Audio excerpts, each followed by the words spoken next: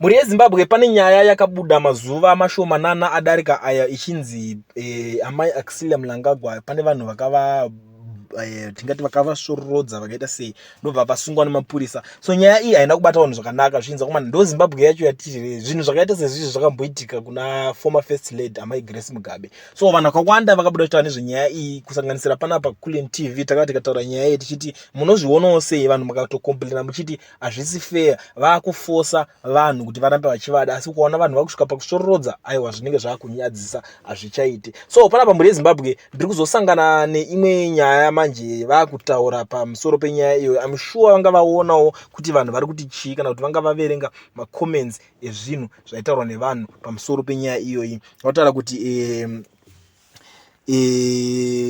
according to the spokesperson George Charamba anova iye anomirira anotaura spokesperson wa ZANU-PF, both the First Lady and Police Commissioner General agreed the officers on the ground overreacted on the instructions of the First Lady. All charges were withdrawn. But takada kutarisa nyaya iyi tiri kuzoonawo zvekare kuti malawyers ema-human rights aya ndivo vakazobuda vachiti tarescuwa kana kuti tanunudza vanhu vanga vasungwa vachinzi zvoni vasungirwa nyaya yekuti vasororodza amai Axilla Mnangagwa. Hatisi kuzoziva kuti akazonunura vanhu chaichai ndeupi because malawyers aya ema-human rights vari kubudikira vachiclaima kuti ndo vakanonunura, asiwo panapa pari kubuda information yekunzi ivo pachavo ndo vakanunura kana kuti vakano-withdraw macharges. Ndo nyaya ndandakakubatirira muri yeZimbabwe kuti pamwe zvichida vanogona kunge vazonyarawo kuti zvoitwa sei vanhu vatobuda kava zvonzi ndamai vane mwoyo wakadii handisi kuziva asi vachinzi